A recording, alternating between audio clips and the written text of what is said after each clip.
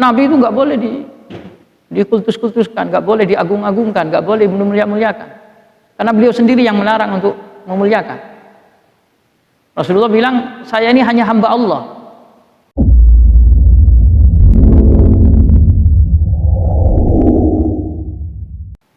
Assalamualaikum warahmatullahi wabarakatuh. Hamidalillah tabaraka wa ta'ala wa musalliyan wa musalliman ala rasulillah wa la hawla wa la quwata illa billah. Rabbi shrah li sadri wa yassir li amri wahlul 'uqdatam min lisani yafqahu qawli. Subhanaka la ilma lana illa ma 'allamtana innaka antal alimul hakim wa tub 'alaina innaka antat tawwabur rahim. Allahumma inni a'udzu bika an adilla aw udalla wa azilla aw uzalla wa azlima aw uzlama aw ajhala aw yujhala alayya. Wa sallallahu wasallam ala sayyidina maulana Muhammad wa ala alihi wa sahbihi alhamdulillahi rabbil alamin. Amma ba'd, ikhwani wa akhwati fillah yang dimuliakan hafizakumullah. Alhamdulillah, pada pertemuan kali ini kita akan mengkaji tema maqamul khaliq wa maqamul makhluk yang kita ambil dari kitab Mafahim Yajibu an Tusaha karya Profesor Dr. Abu Said Muhammad bin Alawi al-Malik. Maqamul khaliq wa maqamul makhluk, kedudukan pencipta dan kedudukan yang dicipta, atau kedudukan khaliq dan kedudukan makhluk. Jadi antara khaliq dan makhluk itu memiliki kedudukan tersendiri yang tidak sama. Tapi kadang di dalam mengungkapkan kata-kata itu bisa sama. Apabila seseorang tidak bisa membedakan kedudukan antara khaliq dan makhluk, maka dia bisa terjerumus di dalam kufuran, waliyadzubillah, kalau tidak bisa membedakan. Tapi bagi orang yang bisa membedakan antara maqamul khaliq dan maqam makhluk, sebenarnya tidak masalah. Meskipun dia melakukan perbuatan atau mengucapkan kata-kata yang antara khaliq dan makhluk ini sekilas kemudian sama, atau seakan-akan menyamakan antara khaliq dan makhluk. Oleh karena itu, tidak boleh tidak kita harus paham antara maqamul khaliq dan maqamul makhluk. Innal farqa baina maqamil khaliq wal makhluk huwal haddul fasil bainal kufr wal iman wa na'taqidu anna man khalata bainal maqamin faqad kafara wal iyadz billah. Sesungguhnya perbedaan antara kedudukan khaliq, pencipta, wal makhluk, dan kedudukan makhluk yang dicipta, huwal haddul fasil bainal kufr wal iman, ia adalah batas pemisah di antara kekufuran dan keimanan. Wa na'taqid anna man khalata bainal maqamain, dan kami meyakini, mengitikadi, sesungguhnya orang yang mencampur adukkan antara kedua maqam ini, faqad kafara wal iyadz billah, maka sungguh dia telah kafir, wal iyadz billah. Kita berlindung kepada Allah dari hal demikian.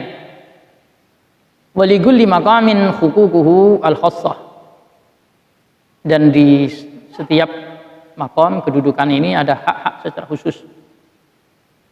Walakin hunak umuran taridu fi hadzal bab wa khususan fi ma yata'allaq bin Nabi sallallahu alaihi wasallam.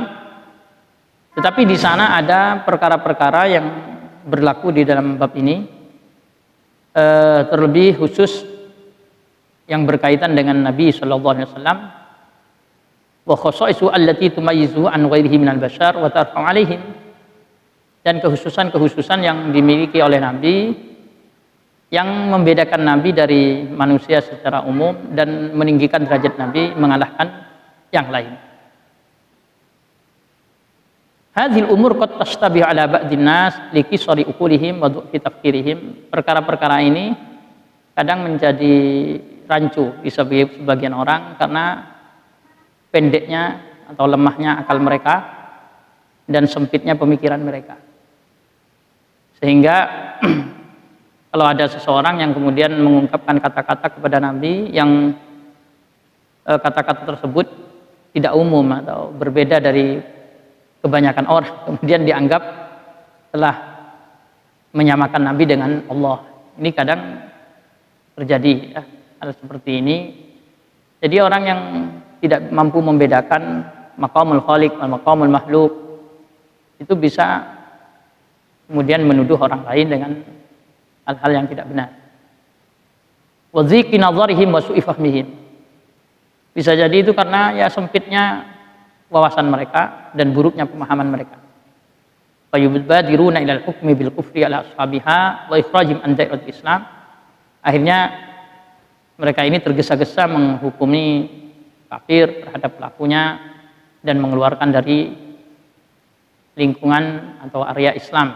Dhannan minhum anna fi dzalika takhlitan bainal maqam wal makhluk, karena ia mengira bahwasannya si fulan orang tersebut sudah mencampur aduk antara kedudukan pencipta dan yang dicipta.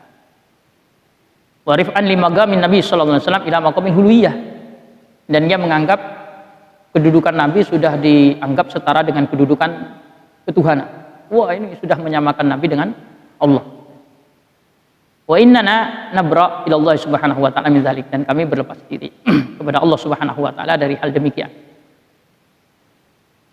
Wa innana bi fadlillah ta'ala na'rif ma yajibu lillah wa ma yajibu li rasulih sallallahu alaihi wasallam wa na'rif ma huwa mahdun haqqun lillahi ta'ala wa ma huwa mahdu haqqi li rasulih sallallahu alaihi wasallam. Dan alhamdulillah dengan anugerah Allah subhanahu wa ta'ala kami mengetahui apa yang wajib bagi Allah dan apa yang wajib bagi Rasul. Haknya Rasul itu apa, haknya Allah itu apa, yang murni untuk Allah itu apa, yang murni untuk Rasul itu apa. Min ghairi huluin wala ittira' yasilu ila haddin wasfuhu bi khasaisir rububiyyah wal uluhiyah, dengan tanpa melampaui batas dan berlebihan yang bisa sampai pada mensifati Nabi dengan sifat-sifat ketuhanan, minal man'i wal ata' wan naf'i wad dar al istiqlali dunallah ta'ala, dengan misalnya mampu menghalangi, mampu memberi manfaat dan madarat secara tersendiri dengan tanpa melibatkan Allah Ta'ala misalnya. Kami tidak tidak sampai melampaui batas seperti itu. Amal ghulu alladhi yakni at-taghali fi mahabbatihi wa ta'atihi wa ta'alluq bih fa hadha mahbub wa matlub. Tapi harus diketahui bahwasannya berlebihan atau melampaui batas di dalam mencintai Nabi dan taat kepada Nabi, kemudian bertakluk atau berhubungan dengan Nabi, ini perkara yang dicintai dan dituntut, bahkan dianggap baik oleh syariat. Sebagaimana di dalam hadis, la tatruni kama atatin nasara ibnu Maryam. Janganlah kalian mengkultuskan atau mengagungkan aku sebagaimana orang-orang Nasara mengagungkan Isa putra Maryam. Jadi hadis ini kadang dipakai oleh sebagian orang untuk menyalahkan atau memvonis orang lain dengan kafir, dengan musyrik, karena menganggap Nabi itu tidak boleh diagungkan, menganggap Nabi itu tidak boleh dikultuskan. Dikultuskan ya. Karena ada hadis ini tadi, janganlah kalian mengagungkan aku sebagaimana orang-orang Nasara mengagungkan Isa putra Maria. Padahal anak kecil pun yang ya maksudnya ya anak-anak yang sudah belajar ilmu meskipun dia masih pemula, atau orang dewasa yang tidak pernah belajar ilmu agama, dari hadis ini sebenarnya bisa difahami. Coba kita renungkan, jangan kalian mengagungkan aku sebagaimana orang-orang Nasara mengagungkan Isa putra Maria. Maksudnya apa itu? Jangan kalian mengagungkan aku sebagaimana orang Nasara mengagungkan Isa putra Maryam, maksudnya jangan menjadikan aku sebagai anak Tuhan, atau jangan menjadikan aku sebagai Tuhan. Hanya itu saja. Selain itu nggak dilarang. Nah, cuman teman-teman itu kadang dia kebablasan. Nabi itu nggak boleh dikultus-kultuskan, nggak boleh diagung-agungkan, nggak boleh memulia-muliakan. Karena beliau sendiri yang melarang untuk memuliakan. Rasulullah bilang, saya ini hanya hamba Allah. Ya benar, jangan mengagungkan saya seperti orang-orang Nasara mengagungkan Isa putra Maryam. Saya ini hamba Allah, bukan Allah atau bukan anaknya Allah, benar. Maka ada kesalahpahaman di dalam memahami maqam al-khaliq dan maqam makhluk, kedudukan khalik dan maqam makhluk. Inilah yang perlu pemahaman-pemahaman yang seperti ini yang perlu diluruskan.